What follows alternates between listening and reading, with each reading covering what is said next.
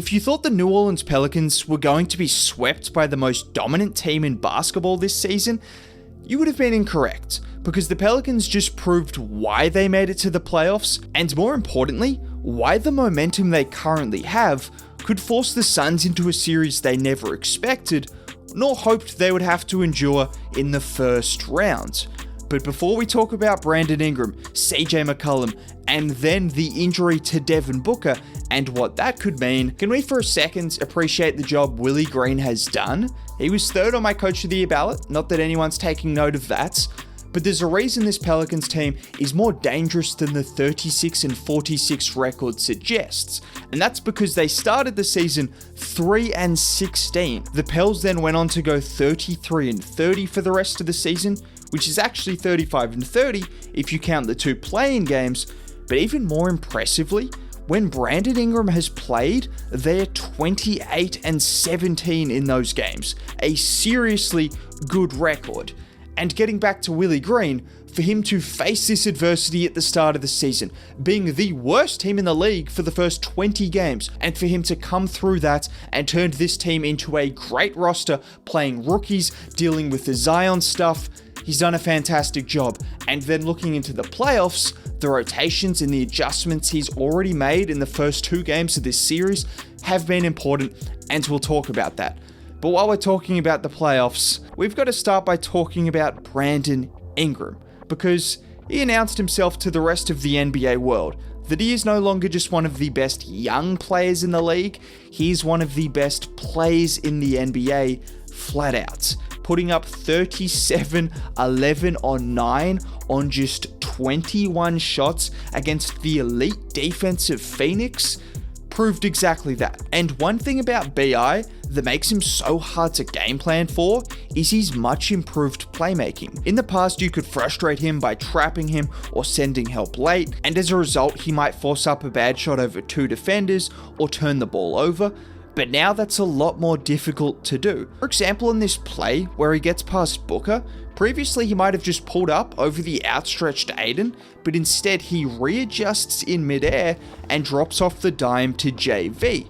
Or another possession late in the game where BI is running in transition and draws both defenders to the ball with another mid-air adjustment where he fakes out Cam Johnson before hitting Jose for an open 3-ball. And trust me, we'll talk about Mr. Alvarado soon, because for an undrafted 6-foot rookie to be playing crunch time minutes against the best team in basketball the last 2 seasons just goes to show what the Pelicans are doing right now is pretty damn special.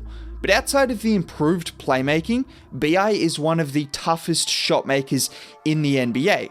And some of the shots he made down the stretch, like the pull-up 3 in the grill of Jay Crowder, or the silky turnaround on Cam Johnson, these are the reasons why the Pels are a legitimate threat, because you have Brandon Ingram and CJ McCollum that can go off for 40 on any given night in the playoffs against any type of defense, and you combine that with the pick and roll partnership they have with Jonas Valanciunas, Larry Nance, and the improved shooting you've got from guys like Trey Murphy, and in general, the young players who continue to step up, Trey Murphy, Herb Jones, Jose Alvarado, and Jackson Hayes, who gave Suns fans flashbacks of last year's finals with Giannis running the floor. Yes, I'm comparing Jackson Hayes to Giannis.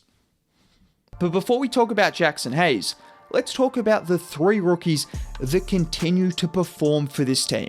You can argue who had the best draft out of the 30 NBA teams, but what cannot be argued is who has had the most productive rookies on winning teams, and it's the Pelicans. One of those guys was in the second round, the other guy was undrafted, and one of those guys was in the middle of the first round, and all 3 of those guys have come up with crucial plays, including Jose Alvarado, who was actually huge down the stretch for the Pelicans, with 3 buckets, including 2 threes, that were vital. And then you had the defense of Herb Jones that has been highlighted all season. We saw it in the play-in. We've seen it so far to start this series. He's going to switch on to CP3, I would expect, at least play a significant period of time on Chris Paul with Devin Booker out. And this is why the Phoenix Suns have have a serious task on their hands, because on the defensive end of the floor, the Pelicans are going to put Herb Jones on Chris Paul and give him absolute hell for the rest of the series, with Devin Booker likely to miss at least the next 2 games. But then offensively, I talked about CJ and Ingram, and I've heard some people suggest the Pelicans game 2 might have just been a fluke, because they did get absolutely hot from 3. There's no denying they're not going to shoot 17 for 30 from 3 again. But one thing that was constant and consistent throughout against a top defense in the Phoenix Suns was elite ball movement and finding the right guys. Trey Murphy, once I saw him knock down 4 threes in the fourth quarter against the Lakers in a crucial game, I know he was built for it. We've seen it now in the play-in and the playoffs. He is a guy that has to be respected as a 40% shooter that can knock down shots. We've seen Alvarado make shots, Herb Jones, and then of course, you have Brandon Ingram and CJ McCollum that can get off 3-point shots against any level of defense, and their pick and roll play is causing issues for the Suns. Because if you step up on them, well, they're making the pass to a rolling Larry Nance or a rolling Jonas Valanciunas, and if you drop back on them, well, they're either hitting the 3 or they're hitting the mid-range shot. That is what makes this team so hard to guard, and you surround those 2 guys with shooting, and we're seeing the results. But another guy that was not expected to make this kind of impact, Jackson Hayes. Jackson Hayes believers, put your hand up. Put your hand up. Did I think he would be Giannis against the Phoenix Suns in Game 2 of the playoffs this season? No, I didn't expect that. But I did expect a jump, and we're seeing him play as the 4. We're seeing him operate off the ball. We're seeing his versatility switching through positions and showing exactly what he can do. He's been impressive. That's really all there is to say. That one play was enough. And this kind of ties into my next point, because looking ahead, the non-basketball city that is New Orleans is going to be electric. And when I say non-basketball city, this is relevant to the video. Kendrick Perkins saying this organization should be moved to Seattle. Stephen A. Smith saying CJ McCollum should go to a contender. New Orleans aren't going to be good enough. All of these things that have been said about the Pelicans throughout the season. If you watched the play-in game, they had the most electric crowd of any of those teams in the play-in, and just about the most electric crowd of any team in the play-in or playoffs so far. So you expect 1-1 apiece coming back to New Orleans, the first playoff game in a few years. It is going to be electric. And that ties into my point, because the Pelicans were really getting out in transition. You had Jackson Hayes getting out and catching the Phoenix Suns defense slipping. You had Brandon Ingram doing the same thing. These kind of momentum plays, when you get the crowd behind you as well, that really just amplifies everything, and the Suns kind of looked in disarray. So you put them in the blender, in the Smoothie King Arena, whatever it is, and all of a sudden, they could really struggle. And the other major part of this series that I kind of touched on is the injury to Devin Booker. We know what CP3 can do, we saw it in Game 1, but if you looked at Game 2, you would have thought the Phoenix Suns were not well enough equipped to deal with an injury like this, because they looked a little bit lost on offense, and I'm sure they'll be better in Game 3 with a game plan for it.